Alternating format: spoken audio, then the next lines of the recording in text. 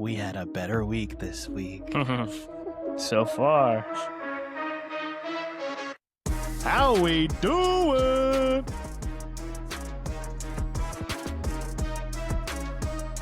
How's Joe Burrow doing?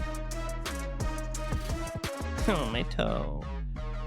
Welcome back to the week 2 recap of the fantasy football season, at least Sunday. Still got Monday. Yeah, I thought today was Monday for some reason. Still got Monday left. 2 games Monday night, actually. So always some stuff to come down to within those games. But Yep. Sunday night just ended. We had a lot happen today.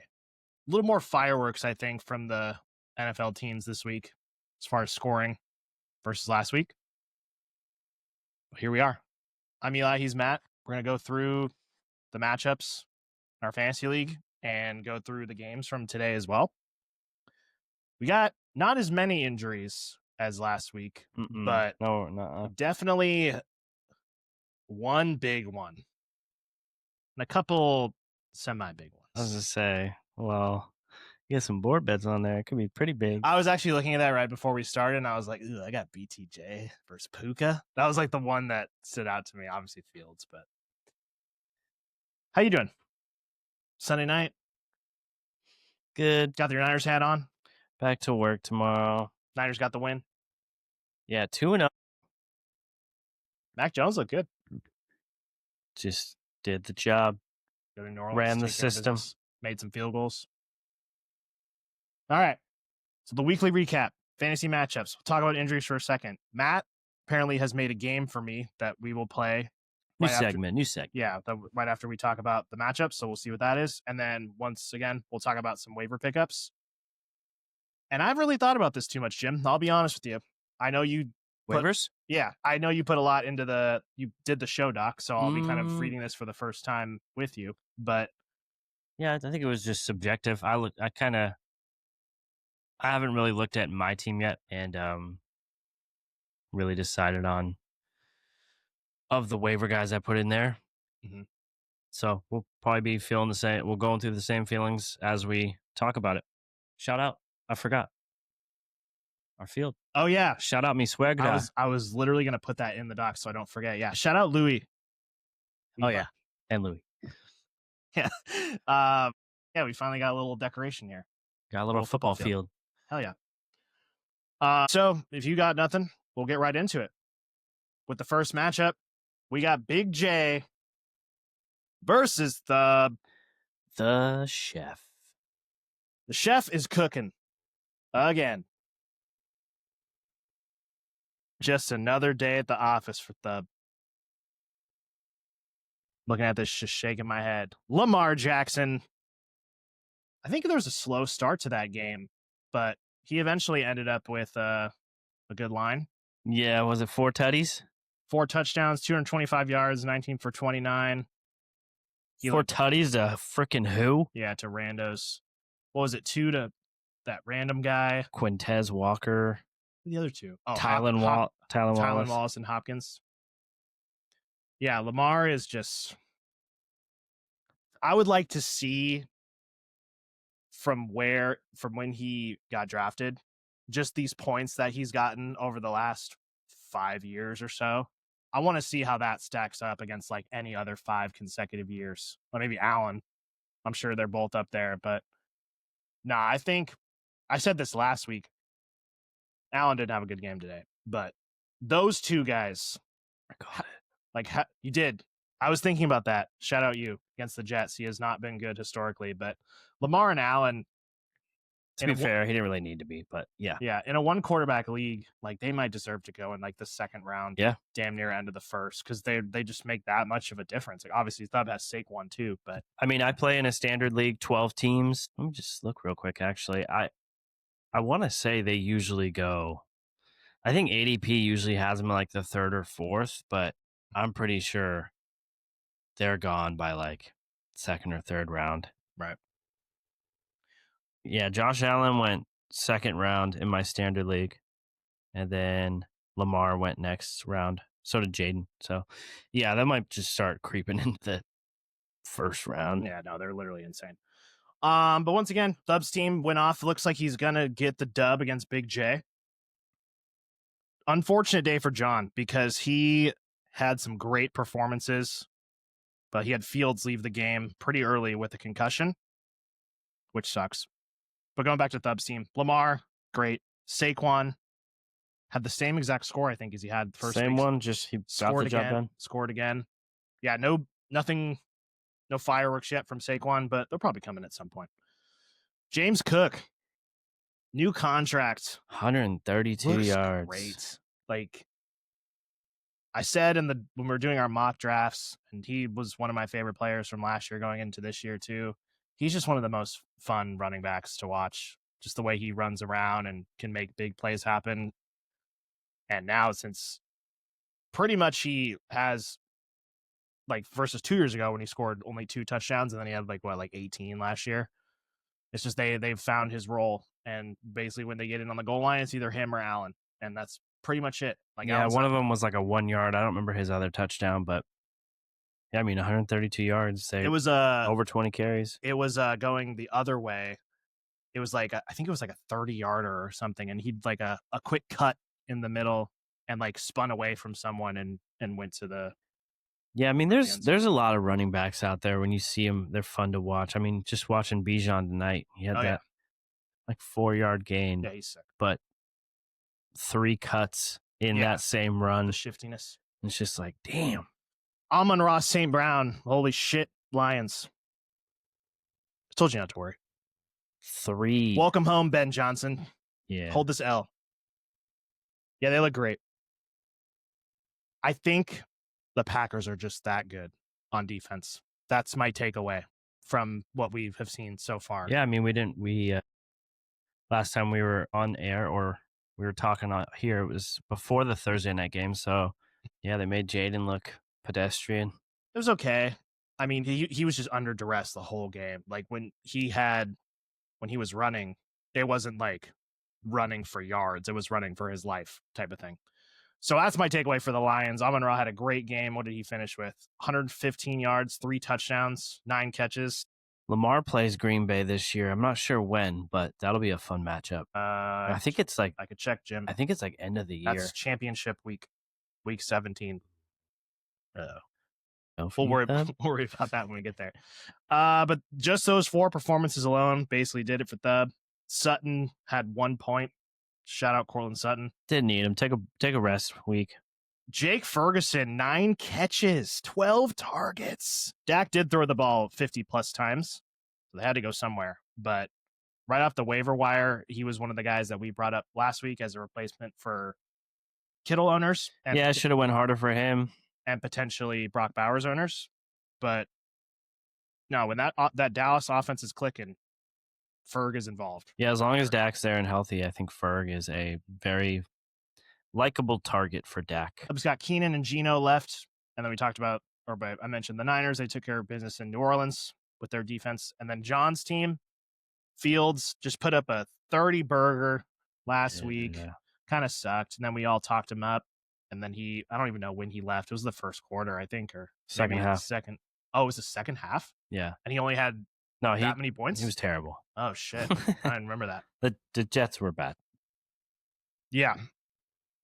So that sucks for Fields. I'm sure we'll talk about him later once we get into, streaming different matchups, things like that. And a 2-quarterback league, I still think he's viable. Just Buffalo has a good defense. Yeah, he jumped up on everyone's rankings, mine included, because we saw that, and I think we're just like reminded of Buffalo of 2022. They don't even really have a good defense, though. Well, they didn't last year. I don't know. Maybe they got torched by Lamar, but it's Lamar, so it's kind of hard to tell. So we'll just have to see and evaluate. So Fields left with a concussion. Usually, you have to pay attention to like the first couple practices of the week, because if they miss those practices, it's kind of like an automatic at least miss 1 week for concussions from what I've seen over the last few years. The protocol. So we'll have to keep an eye on that. Genty plays, tomorrow.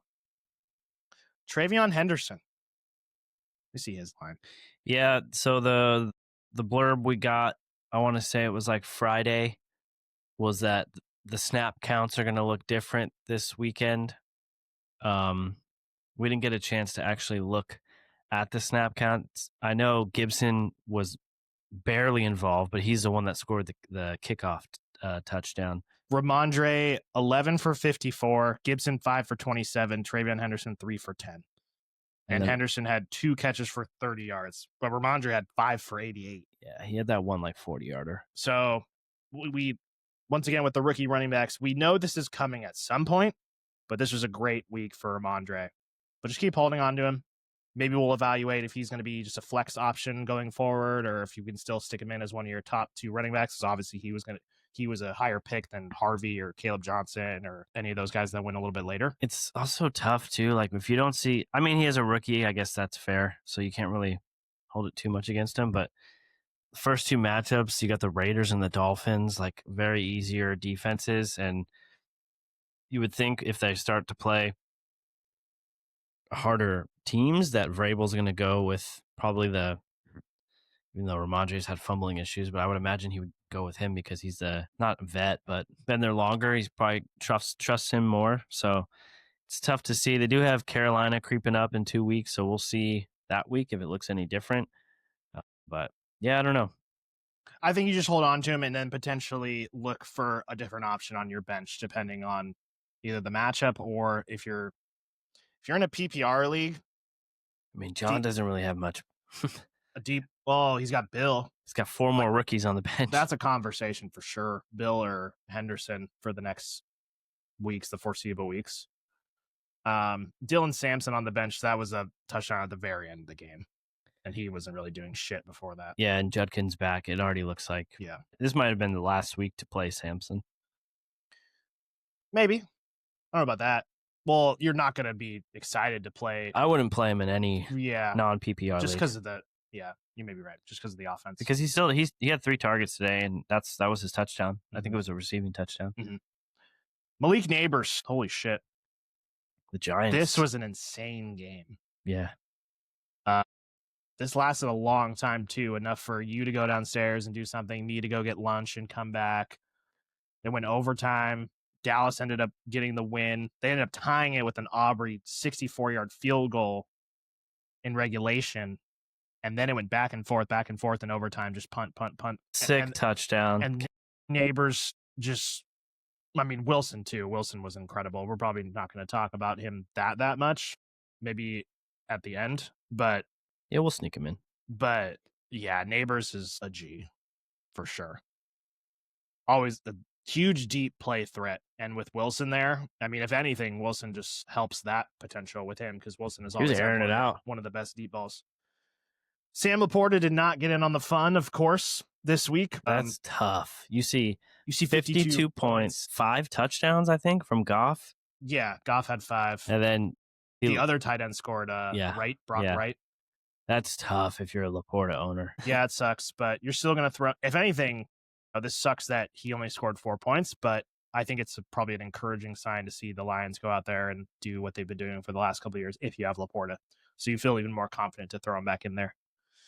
Devontae Adams, I was talking shit about him last week, and they targeted him more times than this. He got a touchdown at like near the end of the game, but he had before that, I mean, me and you were watching, it was like 4 end zone targets that they just couldn't connect on. Yes, Adams and Puka, like this is just the Rams, man. They just get their guys and they just pepper them over and over and over again. You're loving this from Adams because you probably got him as your wide receiver, like late wide receiver 2, maybe wide receiver 3 in some places. So as long as Stafford stays healthy, everything is going to keep going right for them. And then Drake May, going back to Henderson, he looked good. I mean, obviously the Dolphins don't have the best defense of all time, but did have you'd like to see him go out there and take care of business. Double-digit rushing attempts, got a rushing touchdown. Yeah, 10 for 31 and a touchdown. I mean, we talked about, it's one of the things we brought him up in our mock drafts in the offseason, and guys we think that could creep up near the position 1 areas, is he's an athlete, and he can run around for sure. So especially in a 2-quarterback league, locked and loaded. Yeah, he's big like Allen. Yeah, I think, he's definitely a Josh Allen light and a viable streamer, potentially locked-in starter for a 1-quarterback league, in my opinion. And then Broncos D, who pretty much beat me last week, had -3. I didn't even notice this until right now, so Dimers. that sucks. Yeah. I don't know, man. We'll talk. Really, the only guys on the bench that's worthy of, in my opinion, bringing up Roma Dunze looked Rome Odunze. great again. I think today was yay me for finally realizing, because obviously it's 7 for 128 and 2 touchdowns. But I think it was the first day I turned to you and I was just like, he might actually be really good, huh? And the replacement as the number one option instead of DJ Moore in this offense. Yeah, because I remember I've said a couple times on the show that I didn't really know what he was coming into the year because I felt too inconsistent last year. Yeah, because I felt, well, he's a rookie, to be fair. But I mean, DJ Moore has always been the one in any offense that he's ever been in. So I guess I was kind of just expecting that. But yeah, great game for him. 28 points. Insane on Thub's bench, of course. Waddle scored. Miami looked a little better this week. Yeah. A little more competent. John, obviously, with having Fields, if he misses, he does. It's good to see Darnold on his bench put up perfectly fine QB2 numbers, 18 points. He plays the Saints next week at home. You would think that's going to be. He looked okay. Definitely not as good as last year. I mean, yeah, I think he almost put up 300 yards, but. Yeah, I think really only in a 2-quarterback league would I consider starting him, depending or versus the other options in a 1-quarterback league. But no, Seattle looked good at Pittsburgh. Got the win there. But yeah, Thub's pretty much gonna. Yeah, that's pretty much it. Coleman had a dud after his. I think that was kind of a trap. We were saying that. I mean, there were so many points scored last week in that Bills game, and then he got sauced this week. Yeah, it may be a little of that. I'm willing. I mean, obviously, if you paid for Keon or if you have him, I would say definitely don't get rid of him. Allen is known to spread around the ball a little bit more ever since Diggs has left. They just didn't need to throw today. Yeah. So hold on to him and maybe even potentially play him depending on matchups next week in your flex for sure. Yeah, they got the Dolphins and Saints coming up, so pretty juicy matchups. Pretty juice. All right, moving on. Who do we got next? We got me. First, Big G. Eating Mike's butt. Yeah, so starting off on Thursday, shout out Debo. It's just back in the end zone. Yeah, this one, I am pleasantly surprised to see him doing stuff. I got him very late. Definitely was not in my plans at all about him being in my lineup this early. But he's in the 2 games he's played with Jaden, he's got 10 targets and 8 targets, where some of them may be for very little yards. I think him, Jaden, and Cliff Kingsbury is a good match. Cliff with a K. Yeah. So shout out Debo. You said you bring up starting Thursday night. You weren't feeling too great Thursday night. No, it was very garbagey. Very garbage. In fact, smelly. This man even said before Debo got in the end zone, because I believe it was late, he says, it's looking like it's going to be one of those years. I did say just that. The ultimate overreaction by a tight end. Sandbag. I mean, Kraft looked great. It looks like he's going to be like, I mean, with the Packers and how good they looked, he was, I think last year he led in yak for tight ends, like those big chunk plays. And then he's athletic. He was just right back at it. Yeah, and he motors and he can run some people over too. So he looked great. That was like the brightest spot for. Yeah, it ended up being his best for Gale. Essentially his best position player. But mm-hmm. Yeah, so Thursday was Kraft and Debo, like 2 solid performances. Debo got some garbagey stuff at the end, but no, I feel great about Debo going forward, and I feel good either if you want to trade him or hold on to him. I think you can make a case for both. And then this morning, Dak, he did what I thought he would do. This offense looked, I mean, they looked good against Philly too, honestly, but I mean, they just had a good game. I don't even see the interception. Honestly, I think they kind of just skipped over that, or I missed it or left the room or whatever, but 2 passing touchdowns, 361 yards for Dak. Good job against a good front, which we've mentioned a couple of times. I was trying to pull it up. I'm only on the fantasy app. I know there was a couple times we were watching where they got to him. Oh, they got to him multiple times. Yeah. Even with pressure as well, where we were surprised that he held on to the ball. Again in the morning, Puka. Why don't you go over that RB2? I was just going in order of the of the. Well, it was the same game. That's why I said it. Yeah, Tyrone Tracy. This one is. I'm just a fucking idiot, honestly. Left Ken on my bench with 18, who did split carries with Charbonnet again, but he had a very much more productive day. Let me pull that game up real quick. Yeah, it's back-to-back weeks now that Pittsburgh has been gashed on the ground. That's So something to watch for sure. So Ken had 13 carries to Charbonnet's 15, but Charbonnet only had 10 rushing yards, 0.7 average versus Ken 105.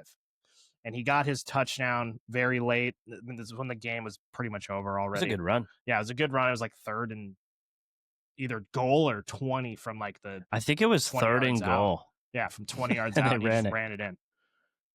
So the roller coaster with Ken continues. After this week, you probably feel better about throwing him into your lineup, or hopefully you kept him into your lineup and you didn't listen to me. Well, yeah, and like I said, they got much easier matchups coming up with the Saints, the Cardinals. I was saying in a positive game script, I would feel more confident with Ken and or Charbonnet going forward because you know they're both going to probably eat. So we'll have to see there. And you said they have some good games coming up. So sounds like Ken might be in the lineup here. Ken's already in the lineup. Spoiler.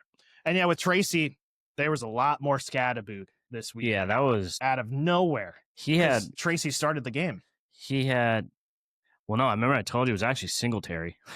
That's true. Singletary got the first carry of the game for whatever reason. I don't even know if he got another one. And then that line while you keep talking. Tracy had 4 for 12, literally for like the rest of the game. And then I think in the fourth quarter, I asked you, and you said he had like one more carry. I think he finished with 5. 5 for 15. Singletary 1 for 4. So literally had the first carry of the game. That was it. And Scadaboo 11 for 45 and got the touchdown. And 2 for 14 through the air. I will say Tracy did have 4 catches for 36 yards, but this was a complete switch up from last week, which I did not see coming at all. So if you got, hopefully you have Tracy and Scadaboo somehow, but if Scadaboo is on waivers, he might be, he's not in our league, but he's going to be worth a pretty penny, I think. Yeah, and maybe in the scheme of running, or in the grand scheme of running backs. Maybe it was a game script thing where the Giants really felt more comfortable with Scadaboo, and I don't even know. Because like we've brought up before, Tracy's very talented. Yeah, no, it's not like he's bad at all. And like I said, last week they just didn't use Scadaboo at all. Maybe it was something to do with Russ, just because he was obviously cooking in the passing games, 30 for 41, 450 yards, 3 touchdowns, by the way. But maybe something to do with that. Maybe some pass blocking stuff or whatever, and then he's just in, so he gets the carries. We'll see. Know. I think next week will be interesting. They play Kansas City. Oof. Who's good against the run, right? Right. So you would think Dayball is going to put whoever he trusts the most out there. Yeah, that's the one where I'm staying. I want to add Scadaboo or get him on my team for sure, but that doesn't look like a good matchup. I don't think you can play any Giants running back next week. I mean, Saquon is Saquon, but even for Saquon measures, like he didn't do much in the first half. Yeah. Second half, he got it going a little bit more chunk plays. He did get the touchdown run too, but I think he was still only like 85, 86, 87 yards, something like that. Mm-hmm. And that's Saquon, like one of the best running backs. So it's like, yeah.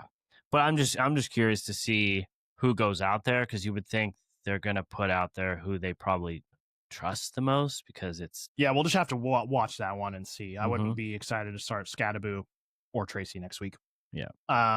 Puka doing...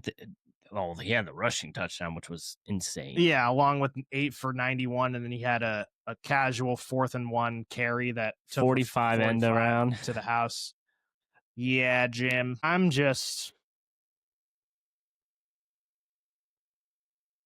have anything to say here. He's great. And I've acknowledged that he's great multiple times, and I have been wrong about him multiple times, and I'm glad he's on my team. And I hope that Stafford continues to stay healthy, because Jesus Christ, he's good. Yep. Surefire Tyler Warren, 4 for 79. Not bad. Yeah, the 79 yards is still impressive. He had I don't know if you saw, but his first catch was 45 yards, and then just a couple dinkers after that, but very involved. What about the still 4th and 1 yard carry at the 38 yard None line? of that Steichen. Even I was just like, hello? But looking great, super involved in the offense, and looks great with the quarterback 1 in fantasy. So you still got your stack going tomorrow. I got Evans and Baker tomorrow to just try and seal the deal. And Cardinals D been a great streaming defense for the first week and this week with the first, I don't know if it was the first play of the game, but definitely first drive of the game. Bryce got sacked, fumbled, and they took it back to the house for a touchdown. And then going to Gale's team, same game, Kyler. He's just the worst. He had one of the worst interceptions I've seen. When we got hit, and that was the interception. Was it a fumble? No. I swear he like turned around, threw it to nobody, and it was an interception. He definitely on his... Because I hit the chat and I said, oh my God, or like, LOL, Kyler. He definitely got hit on his interception, like his arm, and the ball just flew. Okay. It looked like he was throwing it to no one who was near. But anyway, no, it's just the same cart. It's literally the same team from last year. And Kyler's going to... They look terrible. Yeah, no, they don't look good. And Kyler is going to be good some weeks. I mean, he was... Other than McBride. He was that's literally the same as the Cart. And I'm pretty sure Connor got in the end zone again. So it's literally the same fucking team. Kyler will look good some weeks. He'll run some weeks. He won't run some other weeks. And he just gives you a mid end of the year finish. So we got 15 points this week. So probably take that. Kamara against the Niners, 99 yards. It was Talk about a safe floor. It was a Kamara game. I think he had 6 catches too. Yeah, 6 catches, 20 yards. That's very Kamara-like. He did fumble. Yeah, that was a Chasty. I think he almost fumbled twice. I don't know about that. One got overturned. It was the one that Fred picked up. Oh, no, that was the fumble. No, that wasn't. Oh, really? Yeah, they didn't. Oh, shit. I don't know what the other one is then. I thought that was the fumble. That's what I'm saying. He like caught it on his helmet and then... I don't know. I think like, that was... I think the Niners challenged it and they didn't get it overturned. But no, it's good to see Kamara do this with how inept of an offense the Saints were projected to be. Pretty sure Rattler ended up with a good game today, but feel good about him going forward. Someone I don't feel as good about going forward, Chase Brown. I'd like to get your thoughts on this too. Spoiler, we're going to talk about the injuries in a sec, but Joe Burrow left the game with a turf toe injury or some kind of a toe injury that they said... Another turf toe. ...is going to require surgery. And he's going to be out for a while. He'll be back, I think, at some point in the NFL regular season, but for fantasy purposes, he might be back, or projected to be back right near the fantasy playoffs. So he's going to be out for a while, 3 months. This was Mixon his last year with Cincy. Just got the carries, and it was nothing on the ground. Like, he got touchdowns, but I think his last year before he went to Houston, it was ugly. Like they have a terrible line. Part of the reason why Burrow got hurt. Like they just both weeks so far, he's just had pressure in his face. They can't get anything going on the ground. And I think the biggest things with Chase Brown is why it sucks. Is because I think he was drafted so high for 2 reasons. One, his opportunity it's just him. It's they got P Ryan there, but he's not doing shit. So they're using him a shit ton. And then number 2 is the offense. I don't think it's really anything specific to him. No slight to Chase Brown. He's definitely a solid player. But I think it was just more the situation around him. And with Burrow being gone, I mean, he definitely is going to take a hit for me going forward. I know that he was an expensive pick, but I think out of everybody in the offense that's going to take a hit with Burrow gone, I think he takes the biggest hit, in my opinion. Brian Thomas.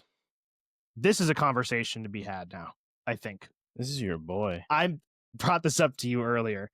I've been very quiet on him. I have not really preached about him at all, really, since we started the channel, or really this whole offseason. He's kind of just been a first-round pick and second-round pick and was drafted last year. You did take a board bet for him. I did. I think that was literally the only time I brought him up this entire show. He had a lot of big plays last year and 10 touchdowns in his rookie year. Trevor is just such a weird... I've invented a new term. I said it to you on the couch. I forgot. So not only does Trevor throw hospital balls, Oh yeah, he throws blue medical tent balls. Tent balls. Tent balls. Tent balls. Yeah. So he's got hospital balls, and then he's got. And there was one. Yes, I'm sure I was you about remember, to bring it up. where Thomas just gave up on the route because he's like, I'm about to get cracked. That might have been his was that his interception? It was a pick. Yeah. Yeah. BTJ was just like, nope. It was in the first. They were up, I think 14 to. It was when they were winning. I think it was like 14-7 or something, and he threw it right over the middle, and BTJ was just like, yeah. Even the announcers on the game, they called it right away. They were like, yeah, Brian Thomas just stopped the route there because he knew he was going to get lit up. And yeah, I think, I don't know. Obviously, he's a great talent, and they have supposedly will have a good offense, and I still think they played Carolina and Cincinnati. Yeah, that's the two shitty part. Worst defenses. That's the real shitty part, Jim. BTJ's got 19 targets, so you love hearing that? Yep. I believe I told you, it was off camera, but I said Brian Thomas had the lowest catch percentage from week 1 based on his targets, and then he follows that up with 12 more targets and only 4 catches. Couple drops, too. And I'm not saying he's not good. He's great. But last year he finished where he finished because it was a necessity to feed him as much as they did because everyone was hurt down the stretch. Mac Jones was just targeting him over and over and over again. And he had multiple bomb touchdowns, like 50-plus yards. So not to say he can't do it again. I'm just saying, I don't even know what I'm saying. I'm a little worried, just a little bit. But we'll get to that later. Tucker Kraft, we talk about him. Great week. Yep. Just if you win in on him as a late round tight end, if you punted the top guys, you're loving life. Yeah, right that now. Was I know you called our mocks. Your very first mock draft, you said that. Yeah. So shout out you for that. Kraft's going late. Yeah, I'd love to obviously to have him now. Me spending that early. I haven't really done the whole look at the round and see who I could have got because I obviously went Kittle in the 4th, but yeah, this is just what sucks with this position is like, I think this kind of shows too that going back to what I said, it's like you don't need to spend those early rounds on getting a tight end. Because, especially what we've seen over the last few years. Yeah, that's what I mean. There's a trend here where it seems like every year now, there's a tight end either making a leap or you got the rookies like the one you took, Warren. And yeah, it's but he looked great. He looks great. 124 yards from your tight end. Yeah, and Love looks for him too. It's not like this is just some flash in the pan type of thing. This is a thing when he's on the field for sure. Tony Pollard, 92 yards against the Rams. Whatever. Good day. Yeah. Rams looked a little, or Titans looked a little better. So I can see that. Trevor Lawrence got the 3 tutties. Got 21 points, but it was ugly. I will say, it might be the funniest play I've ever seen where he was so unaware of where the line of scrimmage was. I've seen this so much on social media already. He's 4 yards past the line of scrimmage and still like looking, like not even throwing it at that time. He's still like, it's like he's like reverse Orlowski. The announcer comes up and he's just like, 4 yards past the line of scrimmage, Lawrence is throwing it. He called it immediately. And what was even funnier about the play, this is why I think it was just such a funny play. There was pass interference in the end zone. Or, I mean, I don't know if it was the end zone, but the sideline Jacksonville is like freaking out, like, oh, where's the penalty? And it's just like, yeah, you can't have a penalty when you have an illegal forward pass on the play. They were complaining. And then we didn't even mention he gave Liam Cohen the little. Yes, so we didn't see that until after the game. That's crazy. I'm just, scrolling on Twitter and Liam Cohen was like pounding his chest like this and I think it was like yelling. Hit him in the chest or like he was saying, don't. That makes sense. I don't know what that could have been a bunch of different things, but whatever he was trying to tell Trevor, this was when Trevor was on the field and he was on the sideline. He just turned away and gave him a little like. He went like that. Like you're an idiot. Mm-hmm. So that's a yikes, but still end up with 21 points, but definitely has a lot of shaky moments. So we'll have to see about him going forward. And then just looking at a couple of the bench guys here before we move on. Javonte Williams. What do you do with him, Jim? I think you just hold on to him.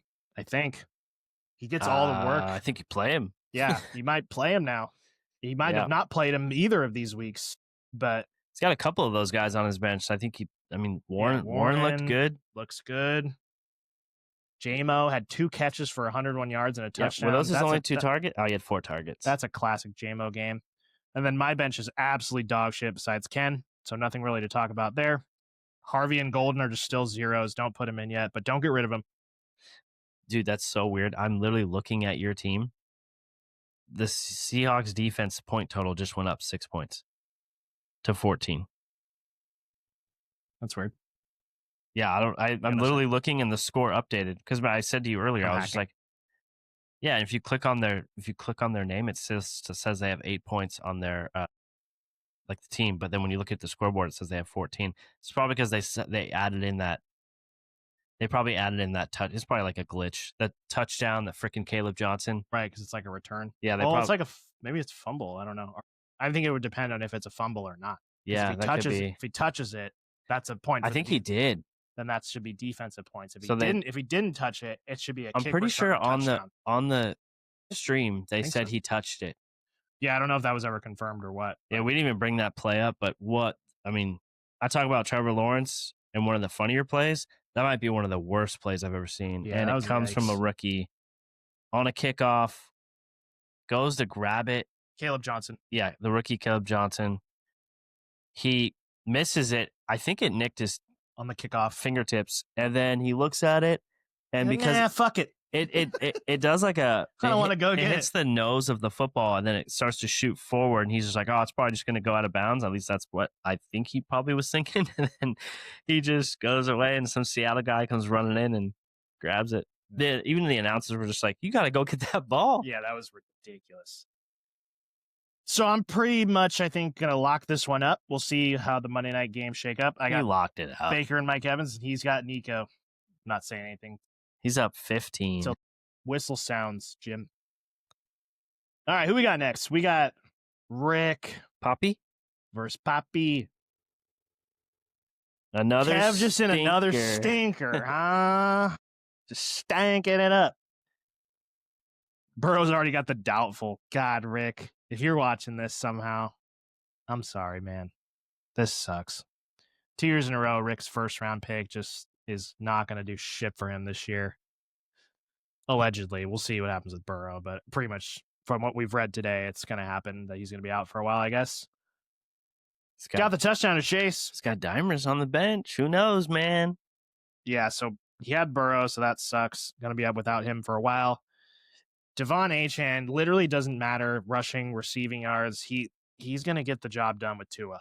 Mm-hmm. No matter what the game's looking like, how good they look, how bad they look. He honestly might have the safest floor in all of fantasy. 10 targets. Yeah, what the 8 fuck catches, is that? 10 targets, 92 receiving yards, and a tug. Back-to-back weeks with a receiving touchdown. Mm-hmm. Yeah, I mean, when he scored, I think we were both saying, like, dude, he's sick. Yeah. Like, just to have him is... It's just so safe, which is so weird from where we were last year with him. Connor got in the end zone.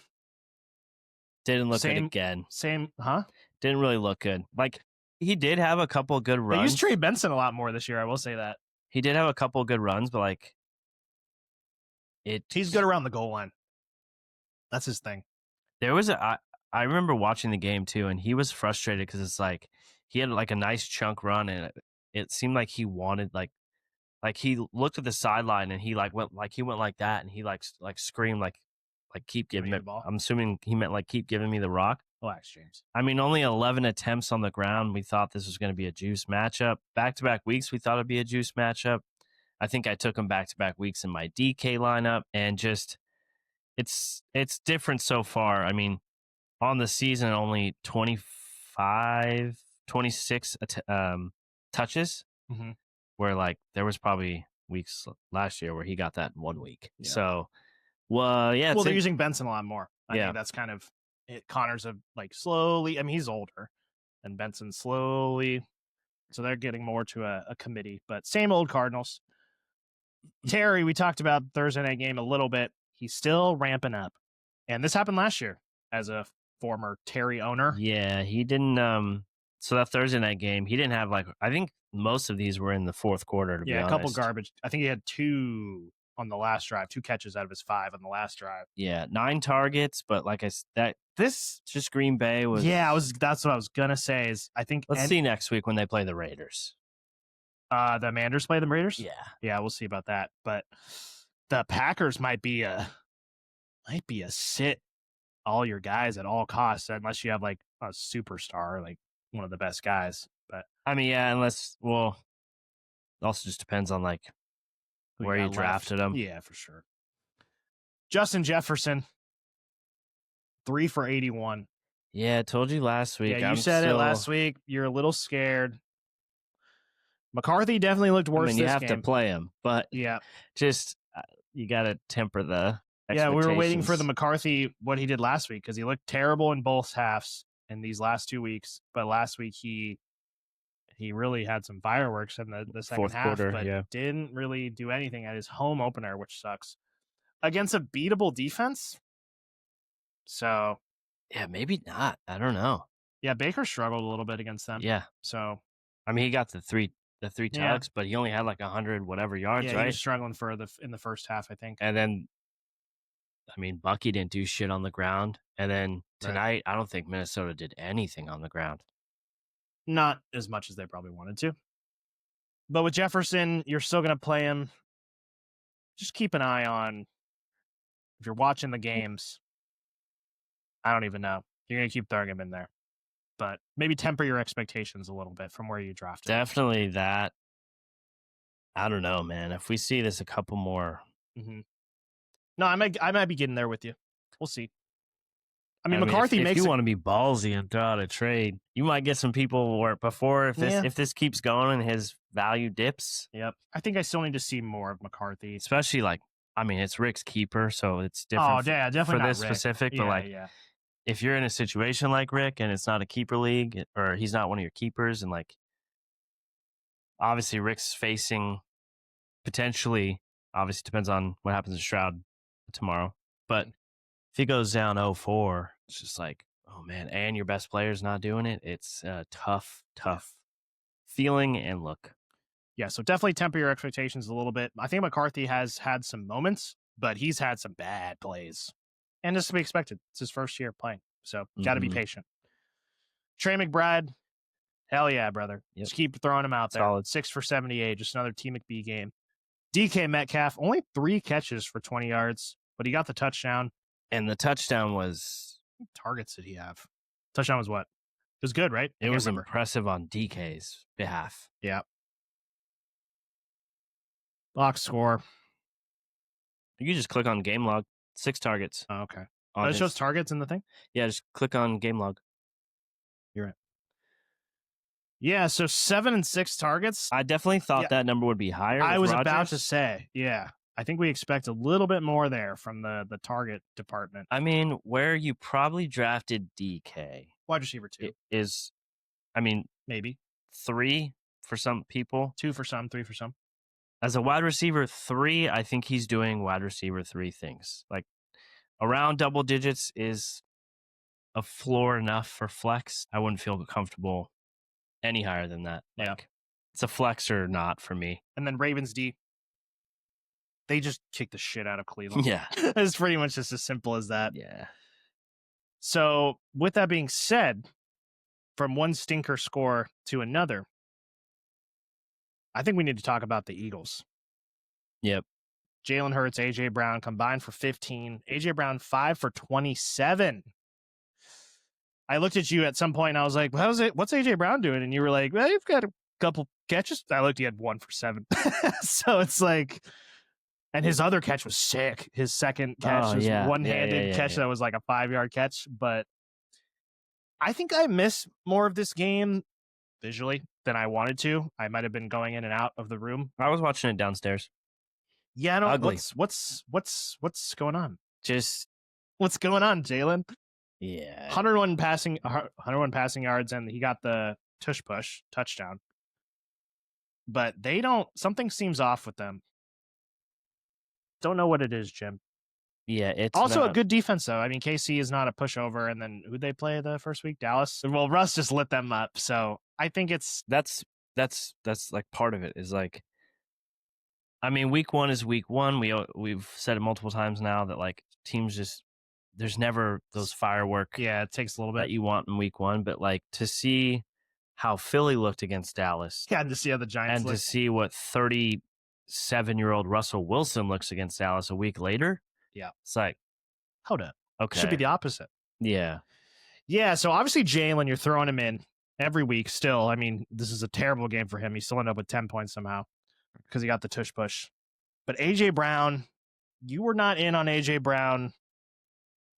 No. I think as much as most people. And I don't really want to be in on Devontae anymore. He was kind of an intermediate guy for me. I think we both kind of agreed he was the end of the wide receiver 1 tier. Like, get him as your wide receiver 1. I remember on draft day, I was upset that I could not get him instead of Puka.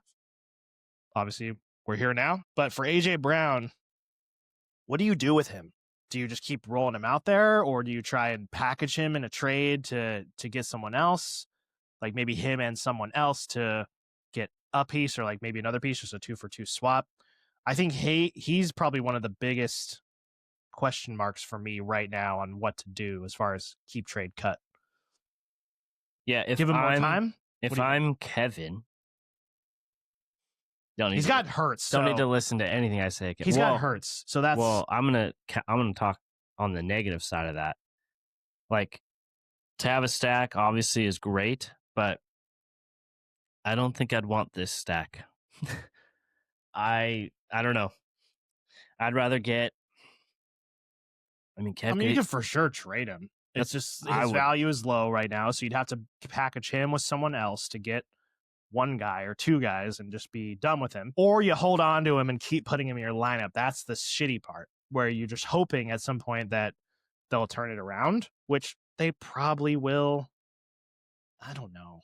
It's only 2 weeks, so still no need to overreact that much. It's just watching the game, it doesn't look promising. It's like when you can see a team being on the verge of being good again, they have not looked like that at all. They've shown zero signs of explosive offense, including Saquon. They also had KC. Great defense. Good defense on the road. It's hard to play at Arrowhead. It's fucking loud there. But I was looking at like, okay, they had the first game on Thursday. They're going to have extra days for rest, prepare, because it's 10 days till the next time they play again. And then they just looked. I said it in the chat. That being said, they won the game. We haven't even mentioned that yet. So I don't know if that's even better or worse. It's probably worse, honestly. Yeah, because they think, that's all we need to do to win. Yeah. Rely on our defense and then just get the runs from Saquon. And let's check their schedule out. I know we're spending a lot of time on these guys, but I think this is a hot topic. They got the Rams at home, and they go to the Bucks and Tampa. Then they got Denver. So 3 not pushover defenses.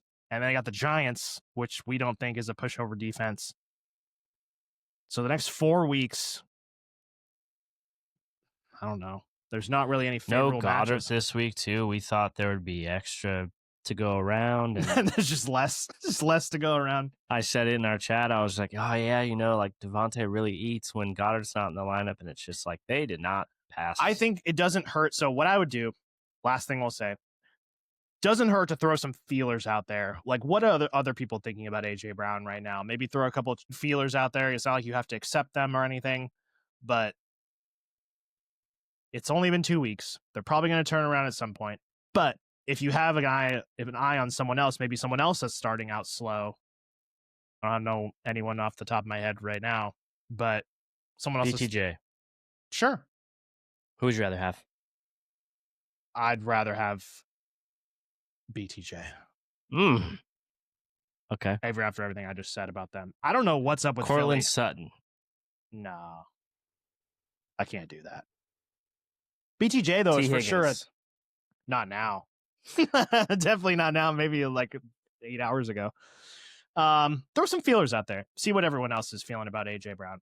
But we'll move on. Jahmyr Gibbs. Hell yeah. We're back. 94 yards and a touchdown. 18 points. Love to see it. DeAndre Swift. Garbage ass touchdown. I don't know if you saw this. I didn't. He got this score when it was like 50-15 or whatever it was. And they just gave him the ball for me. It was like a 5-yard run. He looks like shit. I don't care what this line says. I am so out on this guy, but he had 8 points last week, 12 this week. I mean, you don't hate that, but I think he looks bad. Tyreek Hill, 6 for 109. Like I said, the Dolphins looked a little bit better, so it's nice to see Tyreek get over 100 yards. Marv. Goosed at half. Goosen. He was goosed at half. Backs his Marv's old ways. Kev's probably he's screaming into a pillow somewhere. He was goosed at half, and I hit the chat. I was just like, yo, Marv's live line for the second half is 10.5 yards. And his first, he caught a pass in the third quarter for 12 yards, and I was just like, oh, it hit. Bang. Yeah, so same Cardinals, question mark. This is the same shit that we had to deal with last year. He had a drop. It was bad. I didn't see it. Easy pass to him. And then like everything else was just not. Just Kyler didn't look good. But they won. Yeah. So they were trying to throw that game at the end. Yeah, they did. They give up an onside kick. No, that was okay. Like watching that game, it was penalty after penalty after penalty on both teams. On the last Carolina drive, I was like, I'm about to just walk out the room. Like, I don't care this much about this game. But no, they tried to throw for sure. Kev had a solid tight end pickup. Yeah, another solid tight end pickup from the boys. Zach Ertz, 6 for 64 and a touchdown. Hell yeah. That's more than enough of what you asked for. We talked about A.J. Brown already. Bo Nix looked a lot better versus the Colts. 3 passing touchdowns. He had that in the first half. Yeah, I was going to say, he looked great in the first half and did jack shit. Nothing in the second. But 26 points, you love to see it. We were pretty sure we said, just hold up on Bo. He's going to be good. I think he was doing a little too much last week, to be honest. But 26 points, love to see it. Steelers D didn't do great. That's, like you said, 2 weeks in a row. So keep an eye on that, where most of the time Steelers have a great defense, but they could be a target, especially for running backs. They got 3 sacks on the year. This is coming from a team that's usually up there. TJ Watt and them boys, Cam Hayward. Talk about a couple guys on the bench real quick. Dave Montgomery got in on the fun, ran in for a touchdown.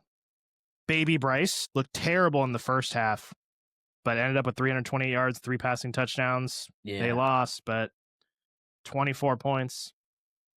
2 quarterback league viable only, IMO. Juwan Jennings, 5 for 89 and a touchdown. Yeah, that was sweet. 10 targets. Yeah. He had that big... We talk about Mac Jones feeding someone last year with BTJ. Yeah. Dimers. Going straight to Rick's bench. Going straight into his lineup next week. Good Lord. Against a great defense. Maybe the best defense, or one of the best, like them and the Packers. I watched a lot of that game because it was an afternoon game. There was only 3 games on. Taylor, right? And I have Taylor. Oh. He was throwing just dimes, great balls. And I'm just like, and I mean, he was getting hit. Like, he had another rushing touchdown. He has 3 rushing touchdowns on the year. Like, if that's... One was a sneak today, right? What was a sneak? One sneak last week and a running. Yeah. Yeah, I don't know, Jim. You're asking the wrong guy for... He's got 5 touchdowns through 2 games. Yeah, you're asking the worst guy for his opinion on this. Obviously, I think in a 2 quarterback league, super viable. Where he was drafted or undrafted. Maybe in some leagues he was undrafted in a 2 quarterback league. Yeah. But I mean, now how could you, especially if you're Rick, he's just literally locked in as your captain of your offense after the Burrow injury. We'll see. Two home games to start the year. You love that. Like when you're going to a new team and crowds behind you. Now they're going to go on the road twice. They're going to play division rival in Tennessee, who I feel like no, Stafford did fine against them today. I was going to say Bo didn't look good against them last week, but I think that was more Bo, honestly. I don't think the Tennessee has a world-beating defense. And then they'll travel west, face the Rams the following week. So we'll see if this keeps up in the next 2 weeks on the road. I definitely want to see how they play on the road. Yeah, so Rick and Kev, this is going to come down to tomorrow. Rick's down by 14. He's got Stroud. Mm-hmm. Do you think he gets it done, or what do you think, Mr. Stroud? Stroud believer. At home against Tampa. I think he gets it done, right? Home opener. Nico finds the end zone, maybe. Yeah, I don't know. That's a tough one. I would put his line at 15, and that So would that's get a the win. job done. There you go. So I guess I'm saying I'm sorry, Poppy. Moving on to another absolute stinker, even more of a stinker than one we just talked about. Wood versus Lil J. This is going to be a And photo it's finish. gonna be a great finish. We talked about Josh Allen already against the Jets. So you brought that up last week. Shout out you. Historically has not done good and didn't really need to do anything today. But for fantasy, which is all we care about, was not. He also Josh got Allen. lit up. You can bring up the. Oh, yeah. He left for bloody like nose. a play or two where he got. I don't even know what happened. He like tried to dive. Yeah, he tried to go forward, and I think a defender came in and either hit his helmet or literally got in between his face mask and hit maybe his nose. But I mean, he instantly went off, nose just dripping blood. Yeah, came back like right away with a gauze up there, and yeah, I just don't think they needed him. Yep. Kyron, Brees, Drake London. Yeah, cool. These guys just went off last week against me. Sorry, dude. Kyron didn't get the touchdown, but had his usual line. Brees, the Jets just did absolutely nothing without Fields in there. So we'll have to I went Brees. I went high on my rankings for Brees this week. Mm-hmm. We both said it. We thought he looked good. He did look good last week against. They just couldn't get anything going today. I don't think it was more him. It was just. And then obviously his quarterback went out, so you get a pass this week, Brees. JSN doing the same shit. Yeah, Jesus. How many targets did he have? Because he had 8 catches, 13 last week, 10 this week. So not a sexy pick. I know Mike brought him up on a stat up.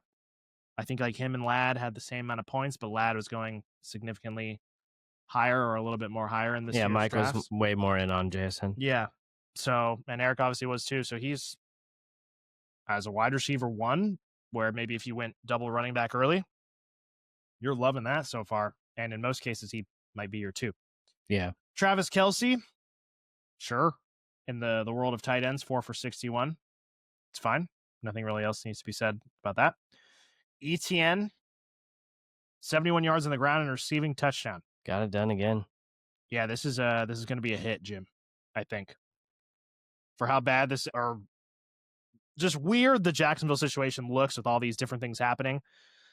Them getting rid of Bigsby, either they saw, or that was their plan the whole time, or they saw what ETN did in week 1 and it's just like, oh, he's good again. So we'll just get rid of one of our other running backs. Shout out Tootin. We're not there yet, but also scored in the backfield, one of your guys. Yeah, I've said it multiple times now. Liam Cohen, it's part of his regime. So it's who he wants there. That's why he wanted to trade one of these other guys. And yep. But he looks good. ETN looks good compared to last year, where it's not like the Jaguars looked equally bad, like the offense and ETN itself. Like there were some times where Jacksonville's offense was clicking and he still wasn't doing shit. Mm-hmm. So he looks a lot better this year. And then Mahomes only had 187 passing yards, but 2 touchdowns. I think he had, what did you say? He had like 50, 60 something 66 rushing yards. Yeah. So that's sick. 7 for back-to-back Yeah, weeks. what the hell? 6 for 57 last week and a touchdown, and then 7 for 66 this week and a touchdown. So 26 and 21 points from Mahomes. I want to say it was 23, so 2 years ago. It could have been last year, but I don't think he had a rushing touchdown like all season, or he had like 1. Mm-hmm. And he's already starting off the year with 2. Because they don't have any fucking people to throw to. That's legitimately it. It's also, his pocket is collapsing quick, and he's just deciding, like, one of his runs, it was like he stayed in the pocket quite a bit, and he scrambled a little bit, and then eventually just, they're not thinking he's going to run, and he just I feel like it's scrambled. always like that. It's just like, oh shit, he can run. It's always, the teams always forget that he could do that. And then moving to Jay's side, Jordan Love looks great on Thursday. Once again, him and Jacobs, I'll just talk about both of them. The offense just looks great in general. Love still not really targeting that one guy, spreading it around like he pretty much always has. Kraft had the big game this week. But, yeah, I mean, Jordan Love is for sure in a 1 quarterback league an option. like he's one of the 10 or 12 guys. Jacobs looked good. His touchdown streak is at, what is it, like 13 games or something like that I saw? Yeah, I don't know the number, but I know it's up there. So he's as consistent as they come. McCaffrey. Doing CMC things. Yep, he's out there, so he's the best. We talked about it. If he's out there, you can't rank him as RB12 because that makes no sense. It's either 1, 2, or 3 or 100 because when he's out there, he's going to get a bazillion targets. It'd be a fun game just to like grab a handful of receivers and just say who has more catches, CMC, or this guy. Yeah, no, he's literally, especially with no Brock, no Kittle. If you look at just his receiving, you're like, oh, this is a solid wide receiver. And he has 9 catches, 10 targets, 73 yards. Week 1, I'll take that. Week 2, 6 catches, 7 targets, 52 yards, and a touchdown. Oh, it's great. Yeah, then you just flip to the rushing. You're like, oh, he's giving me another 7 or 5 points on the ground. Garrett Wilson, the guy. Gare Bear, 4 for 50. I'm giving all the Jets a pass this week. How about that? Yell at me if you want. But tough matchup against the Bills, and didn't have his quarterback. So sucks for Gare Bear, but better days to come. Yeah, you're just tying these Vikings together. JJ and Hawkinson, yeah. So Lil J was hoping that JJ could have a second half like he did last week because this damn near was his score. It was like negative something going into second half last week, and he ended up with 20 something, 22. But at the end of the first half last week, he had this exact line and even ended the first half of this game the same way they did last week, where he hit Jefferson on a deep pass to set up a field goal at the end of the half. It was the same exact script. It's kind of weird, honestly. And then just couldn't do anything. Like this matchup might end where Jay just needed a 0 from McCarthy. I needed to not play him. And he would have got the win possibly. Like that, it could end that way. And that's just, I mean, if you're getting almost -5 from your quarterback, like, yeah, that happens sometimes. And Jay's team last week just looked like we were saying, like I said it, I was like, yo, Jay might have a sneaky good team. I mean, he still does. It's just a negative from your quarterback doesn't really help anything. His other guys, to be fair, were solid. Like Chupa. God, he's good. Yeah, it was a garbage time. It was a garbage time, but he's out there. Like that's part of the back-to-back weeks with a garbage time. That's part of it, though. Is the offense is shit, but he's out there every play. So he's Dowdle there was a wildcat snap. There was a play where Dowdle was, or a series where Dowdle was out there the whole drive, and I was just like, what the hell? But then the rest of the drives, it was like Chuba the rest of the way. So yeah, no, Jay's players definitely showed up. It's just the negative is going to hurt him. And he's got the stack with Hawkinson, so it's almost a double negative. So Woods up by 7 going into tomorrow. He's got the Chargers defense against Jay, who's got Ladd. I don't know who wins this, to be honest. I mean, if Ladd gets a touchdown, it's probably good. Yeah, I don't know. If Gino looks good, then poop vecta. Anyone on the bench worth talking about? John's got Scadaboo, so that's great. That's kind of it. Go get him. Ricky P did not really have a great game. Yeah, nothing really. Pacheco. Yeah. He's got ETN, so he loves that, but definitely dropped to Pacheco way higher. Or maybe not even way higher. Maybe only a couple rounds. But yeah, he doesn't look good. And Hunt's out there a lot. So I brought up to you in the offseason, why is he going so low? Maybe this is why. Because he's splitting and he's not really explosive. Yeah. Or doing much. All right. Last matchup? I think so. Tootin' and Scootin' on to me versus the champ. Wish Mike was here for this. Jaden Daniels on Thursday, 200 yards and 2 passing touchdowns. We talked about the Green Bay defense. He got saved. Garbage time. By some garbage. Ended up with basically 19 points. Yeah, I mean, I'm going to take that every week. Yeah, it's great. We play fantasy here. We don't play to win the games. Jonathan Taylor. Great. You were somewhat in on him. No. I'm just saying you were somewhat disappointed in his week last week. This week he was just like, oh yeah, but even this, I mean, I had him high teens in my rankings for running backs this week. Yeah. And I mean, I don't know. Because they're playing Denver, right? Yeah. And he might be currently the running back one. I think him and Cook. This week overall. Yeah. I think there's a few guys that their combined weeks they're all kind of the same. Oh, no, I just meant for this week. He might be. It might even be both. Yeah, him and Cook, for sure. I don't think there's anyone else that. Unless Bucky goes off. But he looked great. 165 yards on the ground and a receiving touchdown. Super involved, out there all the time. You love to I loved see it. Jamar Chase, you also love to see it. You called the 30-point game. You missed it by 0.5 points, but you'll probably take it. 14 for 165, half with Burrow, half with Browning. So Chase, I'm going to talk about him for a little bit probably. I don't really think he takes that much of a hit with Burrow being out. I just think the way he's going to score fantasy points is going to be a little different. Probably a lot more short, more PPR focus. He's going to have more of these games, I think, like high catches, low yards, maybe just less deep bomb touchdowns from Browning versus Burrow. But he's still fine. He's still great. So you're going to throw him in and not really think twice about it. Good enough? I think so. I don't like getting him at second overall and probably giving me back end wide receiver 1 numbers, maybe. Well, we'll see. I mean, it's essentially the same team. I'm feeling it's the same as CD from last year, where I took CD high. He ended as Dak goes back out. end wide receiver 1. Yeah, that's how I'm kind of looking at it. We'll see. I think. Which in the end, it's still a wide receiver 1. He's still great, and he obviously had a great day today. Obviously, he got the touchdown with Burrow. So we'll just have to see going forward. But no hesitation to throw him in your lineup, and I would not look to move him at all. Just keep him in there.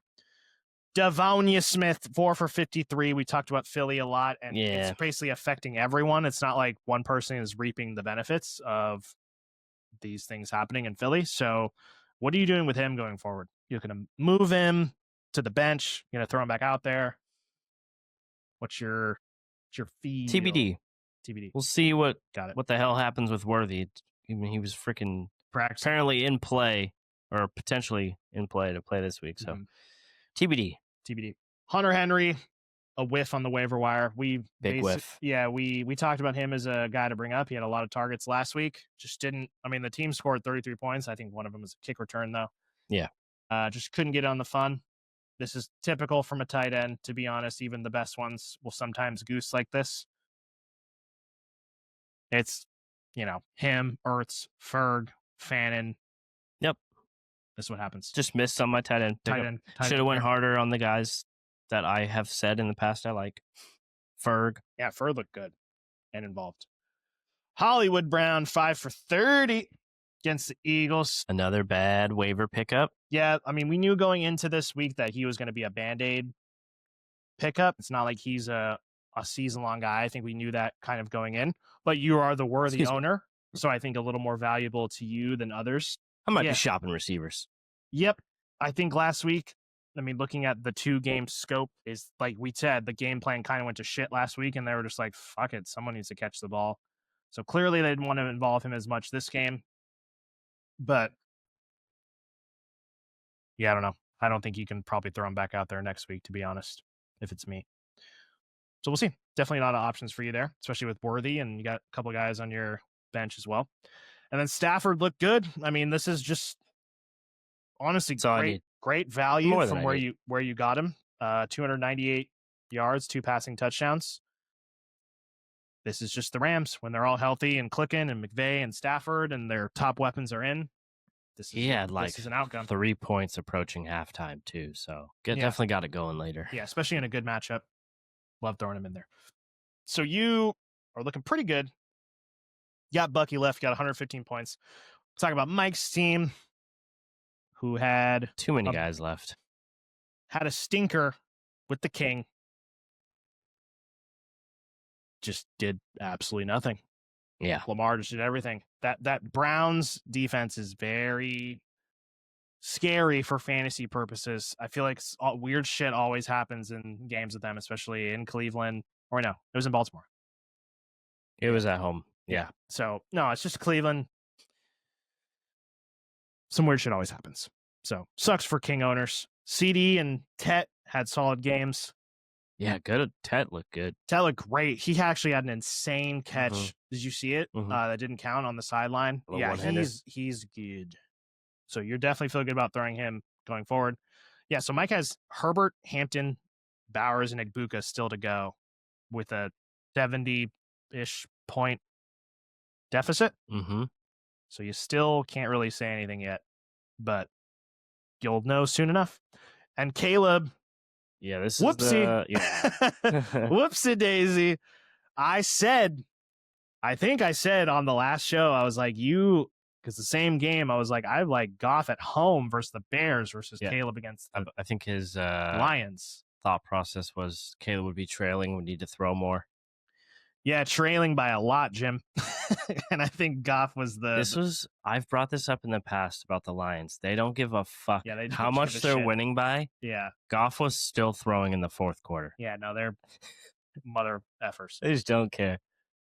Yeah, so They wanted to show up Johnson a little bit too. I said to be patient with the Lions, and then this kind of doubles down with the Packers defense. I think the Lions will be just fine going forward. Yeah, so Mike missed 40 burger on his bench and put Caleb in with 16, so that hurts. Couple of bench guys to talk about. Jawan Johnson. Hello. Another waiver tight end who scored on Mike's bench, though. He got him for, I think he picked up, he is Mayer, too, so it's Mayer. So it's just him or Bowers, whoever's playing will be in. Ramondre, 18, had a 50-yard touchdown, or not touchdown, catch, right? Yeah. I don't know. It's gross. But I guess you can potentially throw him in as an RB2/flex, depending on if you have different options, especially in your flex. We're talking about like guys with Hollywood, guys with other questionable flex options. He's for sure an option, I think. And on your side, Dobbins, again, just how you doing? Yeah, that was probably the play. 13 and 15 at flex. And still, I mean, RJ Harvey was non-factor, nothing. so it seems like he's still the guy going forward.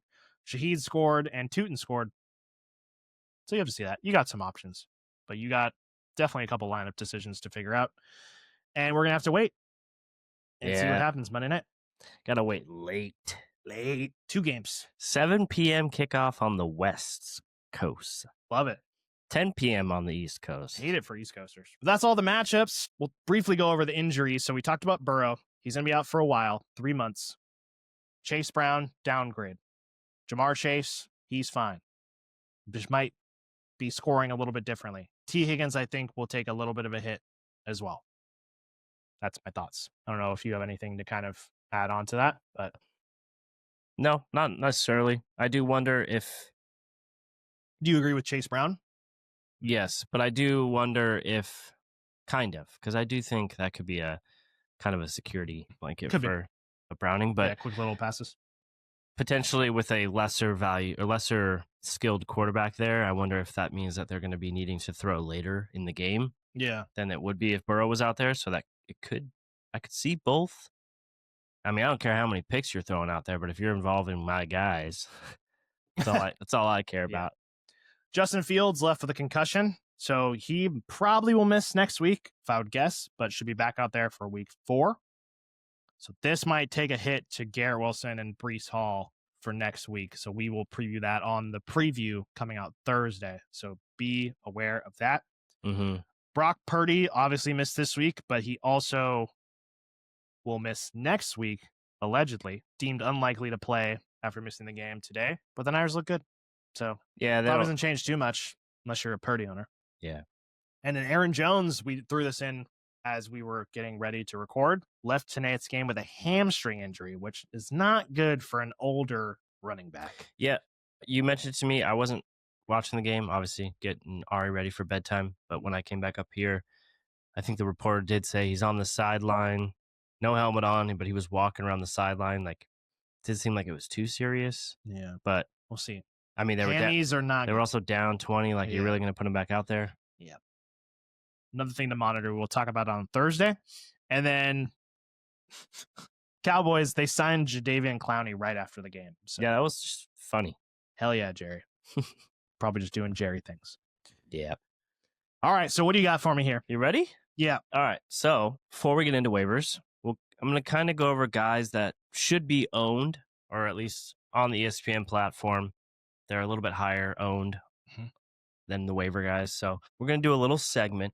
I want you to tell me, you don't need to go into deep detail unless you want to on certain guys. Just want you to tell me if you're buying, if you're selling, or if you just want them to show you a little bit their more performances, like that'll continue. So if you're an owner of these guys, are you buying it and keeping them? Or it could be on the other side. Like, are you trying to trade for these guys if you don't have these guys? Like that could be buying.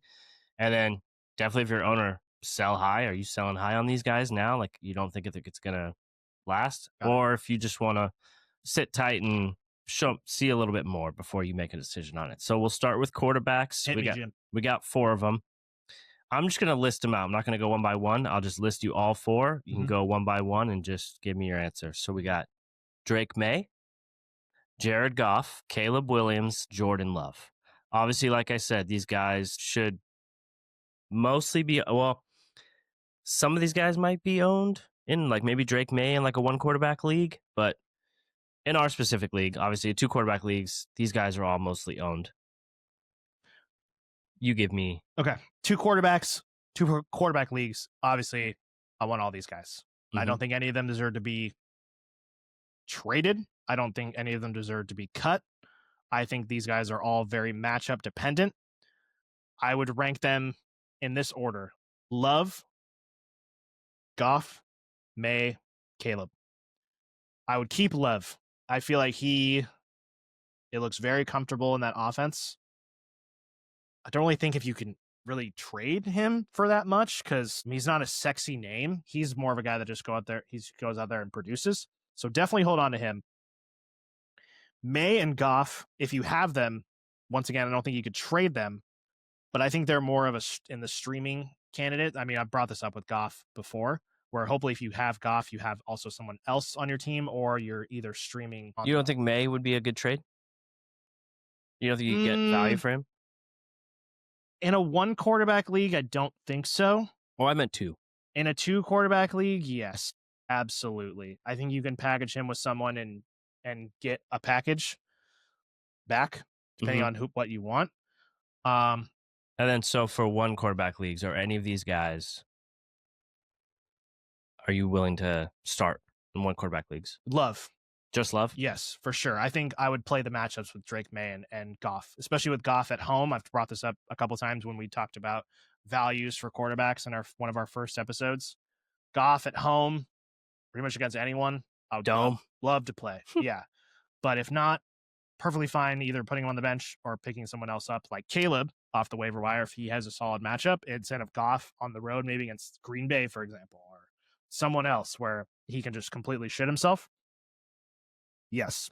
So basically May, Goff, and Caleb I would throw in depending on the matchup, but Love I'm confident throwing out there against anyone. I think I'm a little bit higher on May than you are. I'm just not as sold on the weapons, I guess. Like we talked about May in the preseason of someone who could take a step up, but just watching the games, like Booty has kind of emerged a little bit. He didn't do anything. Do you think he caught a touchdown today? But it was 1 catch. That was it. Yeah, I'm not sold on the weapons. Like Goff, I'm way more excited about the weapons. Love, I am, well, not as much, but more so than the Patriots guys and the Bears. Yeah, I'd rather have their weapons than the Patriots. So it's more so I think the team, obviously May can get it done like he did today. But no, I'd go Love for sure, the first option there. May and Goff are kind of that second tier, and Caleb, I'm done. Yeah, I like Love. I just love the rushing from May's standpoint. Yep. On to running backs. Yeah, also harder because my brain is so very 2 quarterback dependent. Yeah, this will be better for the skill position guys. All right, hit me. So running backs, I'm gonna give you 1, 2, 3, 4, 5, 6 guys. We're gonna start with Javonte Williams. I'm gonna name all of them. Okay, go ahead. Javonte, your guy, Ken Walker, Jaylen Warren, Ramondre Stevenson, J.K. Dobbins, and ETN. Sure. I think Javonte. So I think I'd trade him. Let's start. I was gonna say, let's start. If you're an owner of any of these guys, are you making any decisions like panic decisions? Like you just said for Javonte, trade him. Like, are any of these guys? Do you need to see more of? We could start there. Ken, for sure. Okay. I need to see more of Ken. So it's a hold and wait. That's it. And then what are these guys? Are you just like? I get rid of Ramondre. I'd get rid of Dobbins. I get rid of Javonte. ETN? I'd keep ETN for sure. Keep him. The talent is there. We've seen him finish as a top 5 back before, so that's definitely in the range of outcomes. Ramondre and Dobbins, I feel like their suns are setting at some point. So while they're producing, I think you can get rid of them and get someone back. I was gonna say, I think you can target some desperate running back teams. Yeah, especially like especially Dobbins, like a Ken Walker owner, or actually, especially Javonte. Fuck, like who else is there? Pacheco owners, yeah, definitely. Tracy.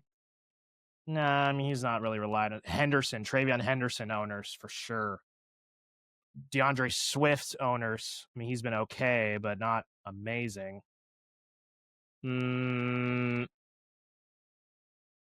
I think Chase Brown owners ?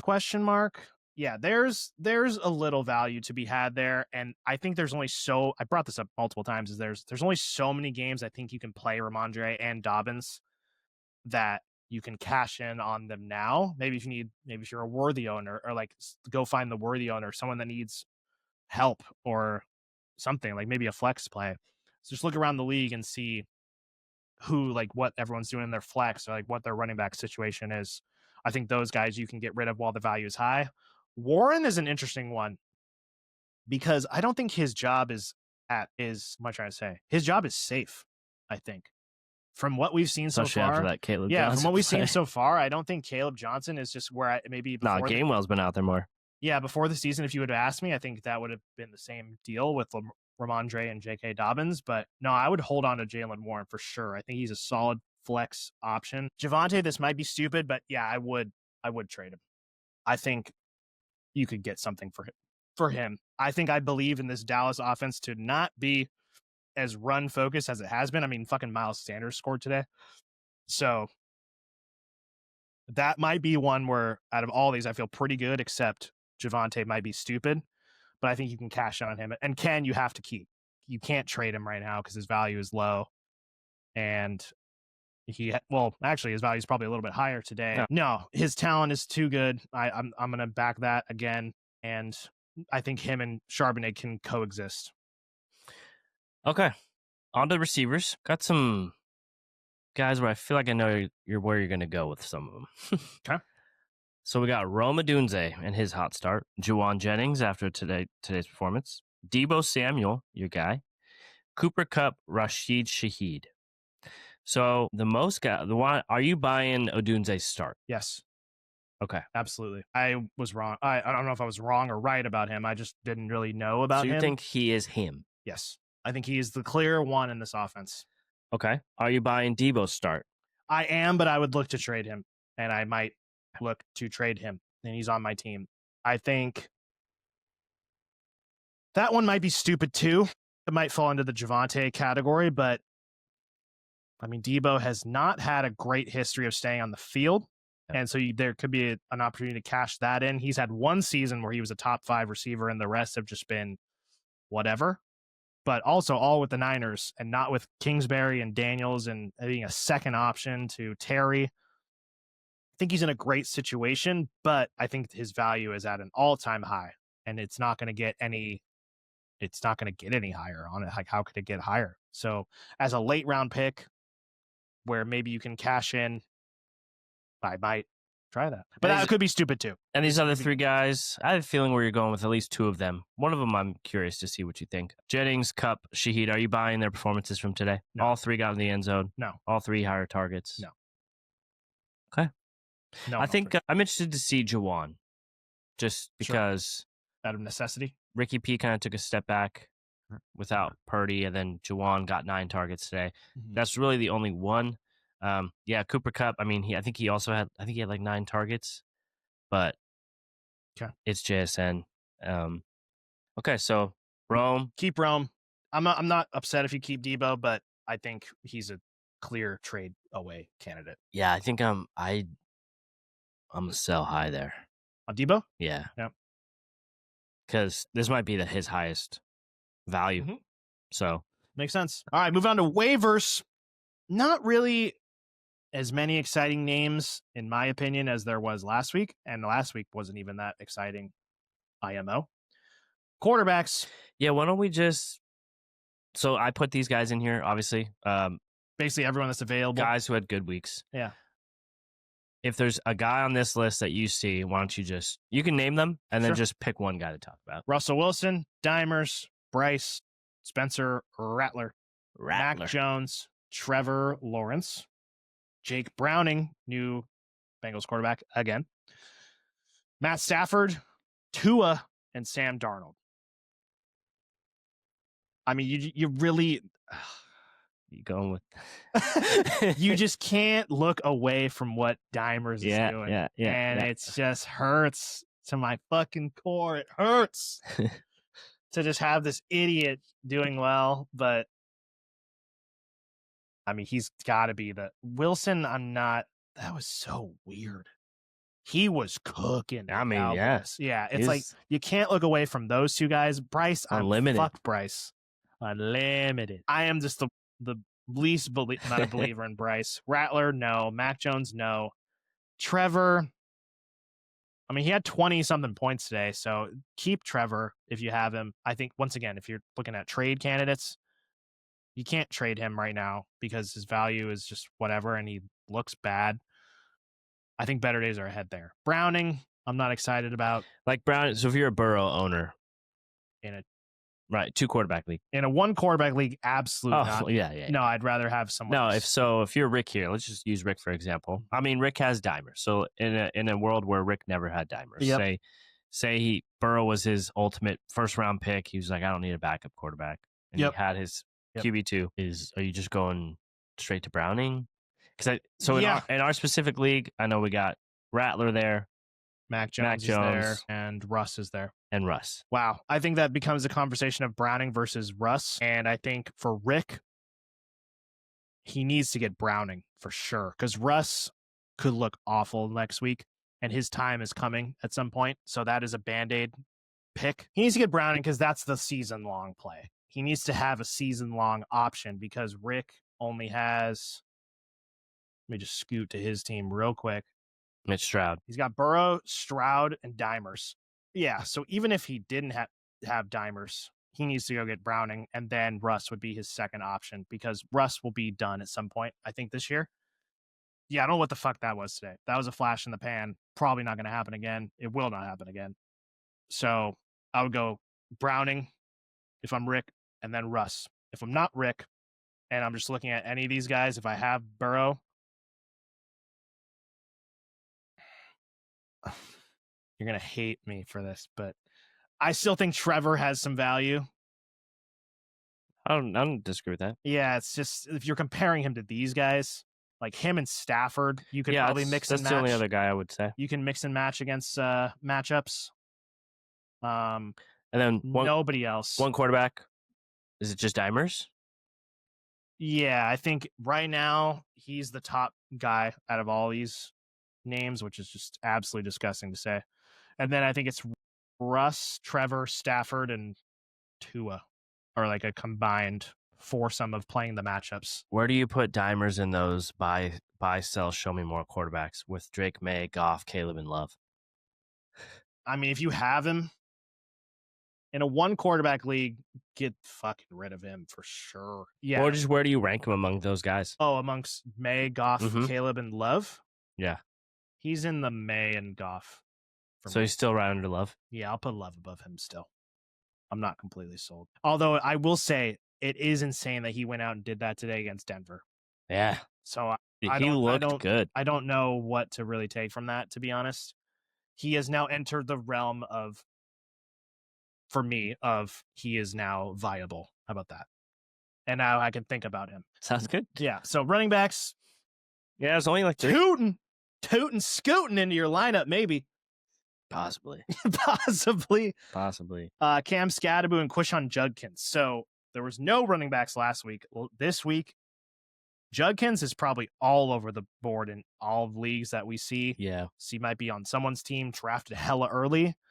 And some leagues he might have not even have been touched Depending by on when anyone. you got drafted, yeah. Yeah, so definitely get him. Definitely get Scatterboo. Tootin's more of still, I don't know if he has standalone value yet, but if something were to ever happen to ETN. Yeah, what if you're an ETN owner? Oh, for sure. Yeah. Yeah, lock that backfield up. Hit But me up, Wood. I think the Scatterboo is interesting. I'd rather have him over Judkins for sure. I think the trajectory of that Giants offense is going to look better than Cleveland. And it's still, like I'm saying, Dart will be in at some point, and that like could be really good. Gabriel got in today for the Cleveland Browns. I saw that, yeah. And Judkins, I think we just know what Cleveland is. And it's not exciting. Ford had like a much better. He's going to be out there, but there's a potential that Scatterboo could be something. Once again, complete 180 swap from week 1. Tracy was out there for 70% of snaps. We don't have the snap counts in front of us right now, but it was 11 carries to Tracy's 4 or 5 out of nowhere. So that's going to be something to look at going forward. He is for sure, I think out of everyone in this list that we're going to talk about, he's going to be my number 1 pickup. Spoiler. What about you? You said Scatterboo? Yes. Out of all, well, we'll talk about the receivers too, but. I don't know if I'm there with you. Okay. We'll talk about receivers and we'll throw some more names out there. Wan'Dale Robinson, Hunter Renfrow, Troy Franklin, Diami Brown, Alec, Ayo Manor, and Tyquan Thornton we put in here for receivers. I think Wan'Dale out of all these guys had the best day. Yeah. Once again, we know he goes right with Russ. We know what he is. That was a flash in the pan type of thing. He's always going to be there on the waiver, like an emergency Band-Aid. What about PPR league? Yeah, same. His outlook to me after today is the same as it always has been. Like if you can throw him in your flex as a weird game today, PPR option and feel fine about it.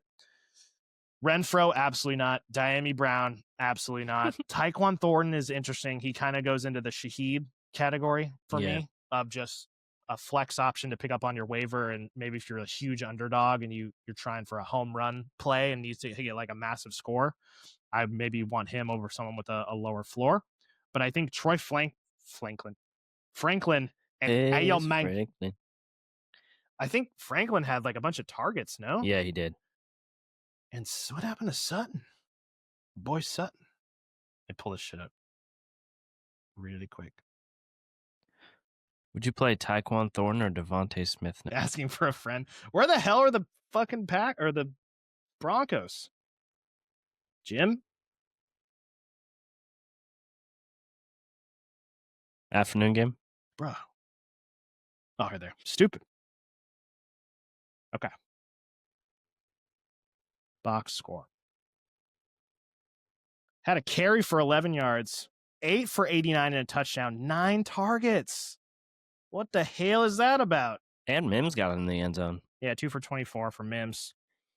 Sutton had 4 targets, 1 for 6. Super weird. He's interesting to me. I think he might be out of all these receivers, my favorite. Young guy in a young offense where there's, it's not like Sutton's the biggest world beater of all time. It's like someone else can emerge, I think, in that offense with Bo Nix. And Ayo Manor is probably number 2 for me out of all these guys. Yeah, I was just pulling it up right now. He got the score. Only 6 targets, but he did have 7 in week 1. 56 yards. So, I don't know. Wan'Dale had a really good game. He did, but to me, that just goes completely hand in hand with Wilson. Like that Wilson game's not happening again, and that game for Wan'Dale's not happening again. 2 deep bomb catches. 8 for 142. 2 of them were deep bombs. I mean, you could say the same thing about Scatterboo, though. He didn't do shit last week, and then he just has a good game. Well, and a shootout. He was out there, though. Like that's the thing with him is we're looking for running backs that are the lead in the backfield, and for whatever reason, we were trying to make sense of this earlier, like why he was out there just out of nowhere after 1 week. I mean, it's not like Tracy did anything last week, so maybe there's wanted to go with someone else. But that's just my thoughts. I think if you're looking for running backs, like if you're a Pacheco guy or Chase Brown, or if you're the Tracy owner or a Ken Walker or Charbonnet owner, and you're looking for extra depth, I mean, he could be a guy that might just go out there and be the starter for the rest of the year. So I think out of all these guys, I would go Scadaboo. Ooh, Judkins is honestly probably going to be valuable too. So I'll probably go Scadaboo, Judkins, Franklin, Ayome as my four guys. Ayome. And Tyquan Thornton is just a best ball deep threat. Might get a deep bomb touchdown, which he did today. And they tried to do this a lot with him week 1 too, by the way. I mean, Mahomes missed him the first time today by 10 yards. And then what'd you ask me? Tyquan or Devonta Smith? Yeah. Devonta Smith. And then tight ends. Who gives a shit? We got Fannin, the Browns rookie. Ertz again, Juwan, Ferg, and... I mean, 3 of these tight ends, 8. Yes. So...